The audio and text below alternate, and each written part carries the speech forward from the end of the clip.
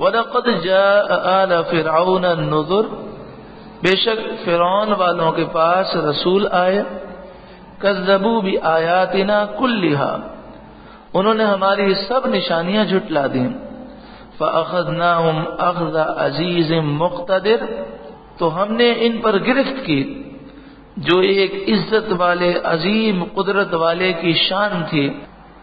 اکفارکم خیر من اولئکم، کیا اس دور کے کافر ان کافروں سے زیادہ طاقتور ہیں؟ جب وہ اللہ کے غضب سے نہ بچ سکے تو یہ کیسے بچیں گے؟ ام لکم براءۃ فی الزبر، یہ تمہارے لیے کتابوں میں کوئی چھٹکارا لکھا ہوا ہے کہ تم جو کچھ بھی کرو تمہاری پکڑ نہیں ہوگی؟ ام یقولون، یا وہ یہ کہتے ہیں نحن جمیع منتصر، ہم سب مل کر اللہ سے بدلہ لے لیں گے۔ سیہزم الجمع، اب یہ جماعت، یہ کافروں کی جماعت ان قریب مغلوب کر دی جائے گی، بھگائی جاتی ہے۔ وَيُوَلُّونَ الدُّبُرَ، اور وہ پیٹ پھیر کر بھاگیں گے۔ بل الساعۃ موعدہم، بلکہ ان کا وعدہ قیامت پر ہے۔ والساعۃ ادھیٰ وامر، اور قیامت بہت کڑوی ہے اور بڑی سخت ہے۔ ان المجرمین فی ضلال وسعر، بے شک مجرم خود گمراہی میں ہیں اور پاگل پن میں مبتلا ہیں۔ یوم یسحبون فی النار علی وجوہہم، اس قیامت کے دن وہ اپنے چہروں کے بل جہنم کی آگ میں گھسیٹے جائیں گے۔ ذوقوا مس سقر، ان سے فرمایا جائے گا چکھو جہنم کی آگ کا مزہ۔ انا کل شیء خلقناہ بقدر، بے شک ہم نے ہر چیز ایک نظام کے مطابق ایک مقررہ مقدار میں پیدا فرمائی۔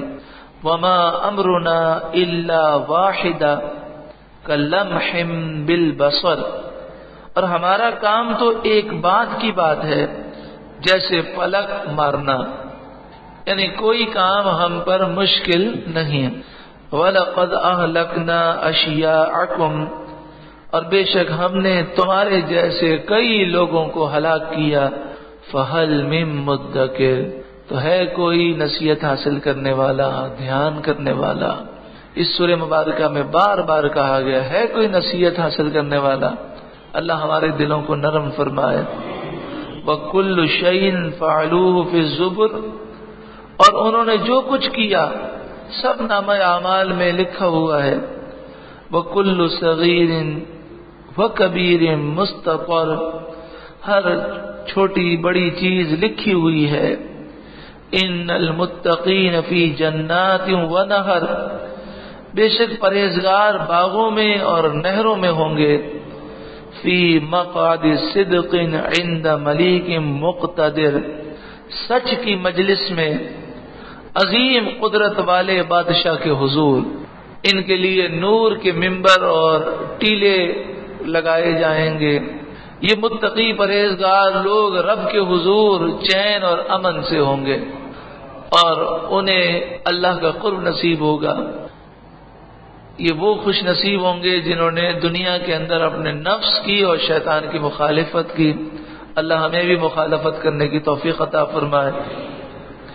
حضرت سعید بن مسیب رضی اللہ تعالیٰ عنہ سے ایک روایت ہے کہ جو اس طرح دعا مانگے، اللہم انک ملیک مقتدر ما تشاء من امر یکون، پھر فرمایا جو دعا مانگے اللہ اس کی دعا قبول فرمائے گا۔